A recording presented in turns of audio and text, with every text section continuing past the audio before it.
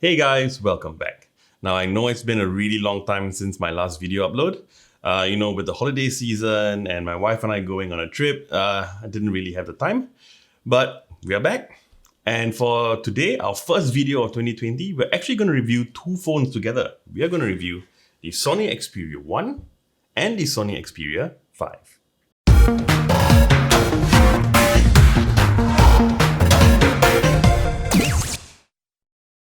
Alright, so here they are. So if you're wondering, the smaller one is the Sony Xperia 5 and the larger one is the Sony Xperia 1. Alright, so looking at them, I think the first thing the most distinctive thing about these two phones is really the size or rather the aspect ratio of these phones, and we'll talk a bit about that later. Alright, so similarities. Now both of these phones use a Qualcomm Snapdragon 855. Alright, both of these have an OLED screen, like I mentioned, a 21:9 aspect ratio. And what else? They both have 6GB of RAM. Okay. The Sony Xperia 1 is available in both 64GB and 128GB. The Sony Xperia 5, as far as I know, is only available in 128GB. Let's see, what else is similar? Of course, yeah, the camera. Even though they are placed in different positions, they actually use the exact same camera module. So they both have a 3-lens setup at the back and a single camera in the front. So for the back, we have a 12-megapixel telephoto, a 12-megapixel wide camera, and a 12-megapixel ultra wide. Okay, and for the front, it is an 8-megapixel selfie camera or front camera. Now both of them have Gorilla Glass 6 both at the front and at the back. All right, and they have an aluminium frame around the phone. Oh, and also the buttons are the same as well. So if you look at them, you have the volume rocker over here. You have a fingerprint side sensor, which I'll talk about later on.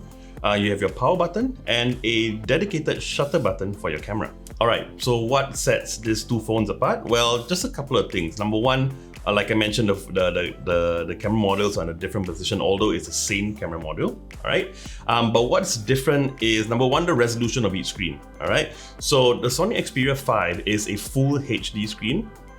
Although not your regular 1920 by 1080, it is a 2520 by 1080 because of the 21:9 aspect ratio, right? And for the Sony Xperia 1, this is, and I believe it's the only phone right now, I could be wrong, but this is, I think, the only 4K smartphone on the market right now. All right, so it's got a 3840 by 1644 resolution, which, yeah, it's not your regular 4K resolution, but then again, it is because of the 21:9 aspect ratio. So this is actually going to be 5 things that I like about the phone and 4 things that I don't. All right, so number 1 is really the screen. All right, and even though they have different resolutions, in my opinion, they are both just as good. Like I mentioned, this is a Full HD screen, this is a 4K screen. Now, in terms of the quality and color reproduction and all that, I actually think it is just as good as anything else on the market right now. I think the screens that get probably the best recognition in terms of screen is probably Samsung. Yeah, a lot of people say that they have the best screens on the market. So Samsung uses AMOLED screens. This is an OLED screen, and I really can't tell the difference between the two in terms of which I think is better. I actually think this is extremely good as well, which actually brings on to number 2, all right? Which is actually about the aspect ratio, which was honestly unexpected for me. Now, yeah, it is the only phone, or at least both of these phones are the only ones that I know have a 21:9 aspect ratio. And when I first did my research on this phone, I thought it was a little gimmicky. I'm like, nah, it's gonna be a bit awkward. It's gonna be weird in your pocket or when you carry around. But I was totally wrong, actually.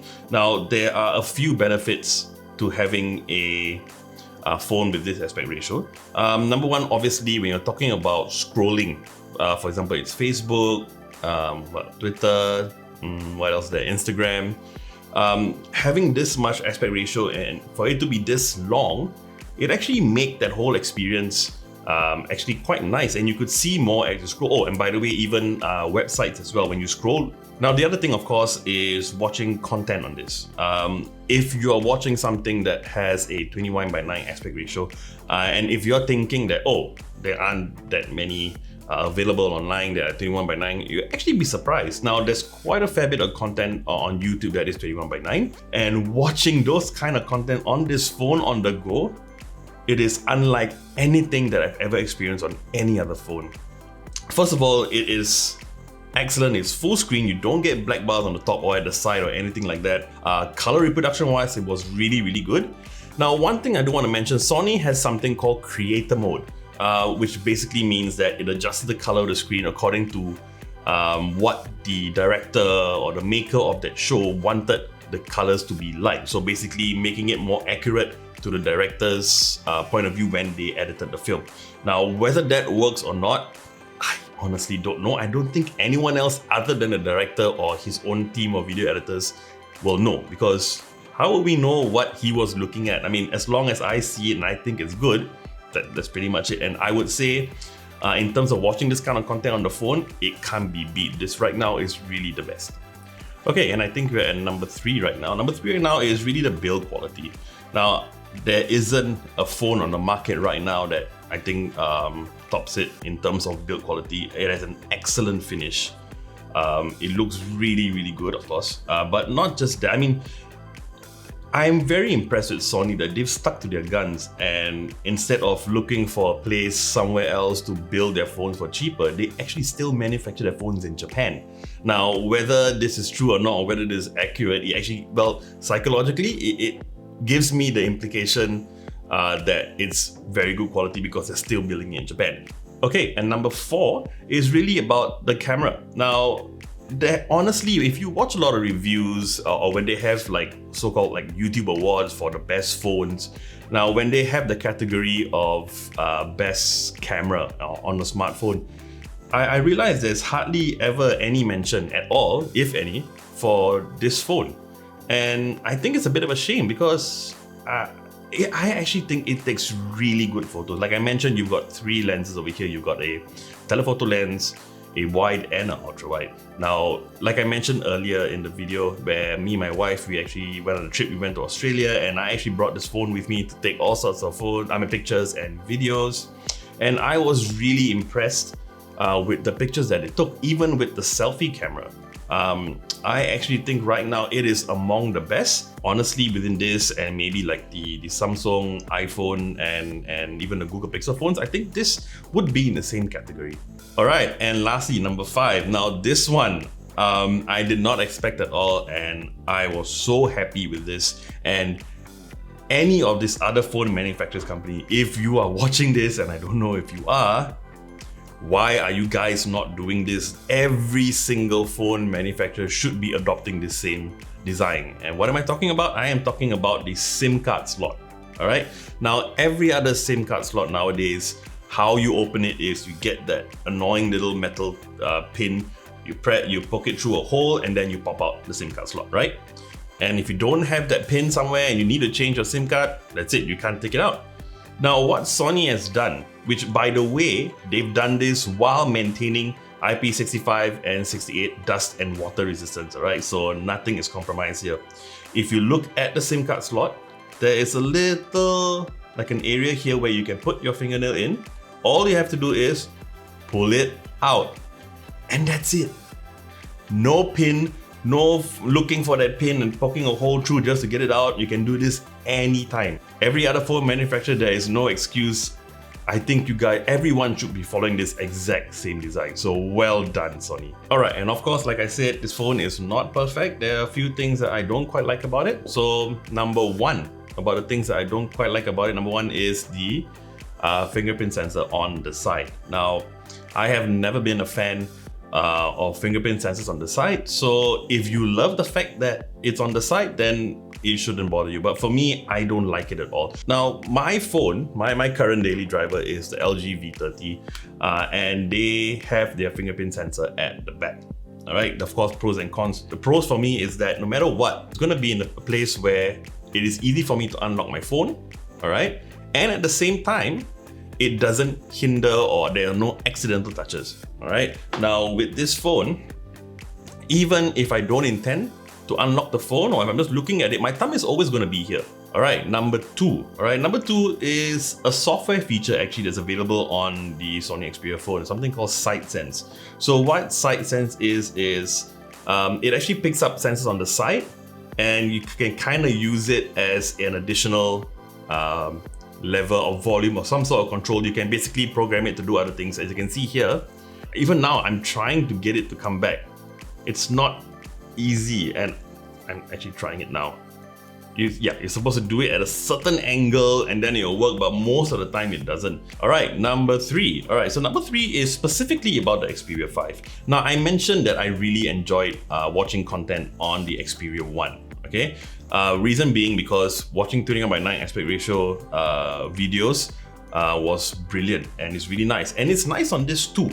But no matter what Netflix says about a fair percentage of their films being shot in 21:9, the majority of content on YouTube and even on Netflix, a lot of them are still either 16:9 and 18:9. So what that means is on the Sony Xperia 1, if you watch 16:9 content, you're gonna get black bars on the left and the right.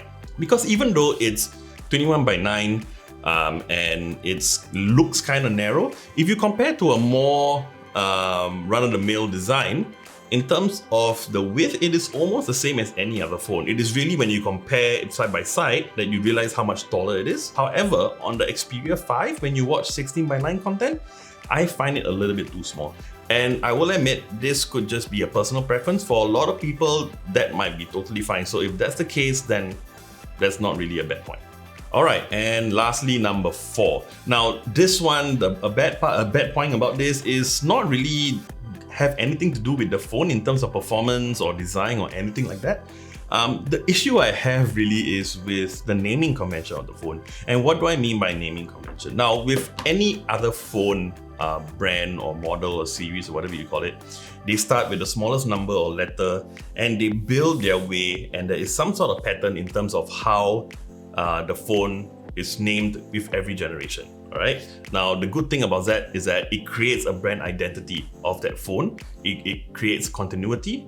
All right. And whenever there's a number that comes after 1, 2, 3, 4, 5, you get the feeling that it's a better phone, psychologically at least. Like I mentioned, this phone is called the Sony Xperia 1. All right. This is called the Sony Xperia 5. The problem I have with this is that, like I mentioned, next year they're gonna have the Sony Xperia, which is rumored to be called the Sony Xperia 2, alright? So if it's called the Sony Xperia 2, if they do release a smaller version, are they going to call that the 6? Now, like I said, specs-wise, a lot of it is identical. So honestly, in my opinion, what they should have done is maybe call this the Sony Xperia 1 and then call this maybe the 1 Plus or something. So at least you get the idea that it's the same phone. Because we call this the 1 and the 5, you have the Sony Xperia 2, 3, 4, and then you're stuck. You can't call the next one the 5 because you already have a 5. And by the way, there is also a Sony Xperia 10, alright, which is, I haven't seen that in Singapore. I don't know if it's available here. Looking at the specs of it, it seems to be like a mid-range or budget version of this one. So again, you've got no continuity. You can't go to 10 because it's already at 10. But yeah, I mean, like I said, it's nothing to do with the phone in terms of performance or anything like that. It's just a personal thing that bugs me about how they've been naming the phone. But yeah, in terms of bad things, that's about it. But like I said, apart from the bad things, and they're all not major, by the way, other than that, this phone is absolutely brilliant. Both these phones are really brilliant. But which comes to the next thing, we talk about the price, okay? So the Sony Xperia 1, the bigger one here, right? This comes in at about 1,299 Singapore dollars, okay? And the Sony Xperia 5, so it's $1,099. So basically, if you want to look at it, 1,003 and 1,001. Price-wise, specifically, I got the price of the official Sony store on Lazada Singapore, all right? So it might be available cheaper somewhere, but I'm basing this on Sony's own price. Okay, so the big question, should you buy either of these phones? Now, for me, I'm a pretty big guy. If I were to compare, and I like big phones, by the way. So for me, I think that the Sony Xperia 1 is actually an excellent buy. Compared with any other phone on the market right now, I would still say that this is a very, very good phone to buy. I find this a little bit too small for me. I find it a little bit too narrow. However, there are a lot of people out there that would prefer a smaller size phone. If you're that person, in terms of what you're getting, you still get the 21:9 aspect ratio, which is really good for scrolling. and yet is narrow enough for a lot of people to just use one-handed. In terms of smaller size smartphones, I can't think of a phone that is better than this actually. So if I were to give a rating, I would give the Sony Xperia 1 probably a 4 out of 5, and the Sony Xperia 5 also a 4 out of 5. I mean, like for me personally, I would prefer this one, but that's because I like big phones. In terms of the phone and what it does, it is still excellent. So that about wraps up my review. Now, if you like this video, you know what to do, and I would love it if you would subscribe to our channel and hit the bell icon to receive notifications on our next video. So now we've had our very first video of 2020. Now, don't worry, we have tons of videos lined up for the rest of the year. So remember, like I said, do remember to subscribe. I'm JP, and I'll see you real soon.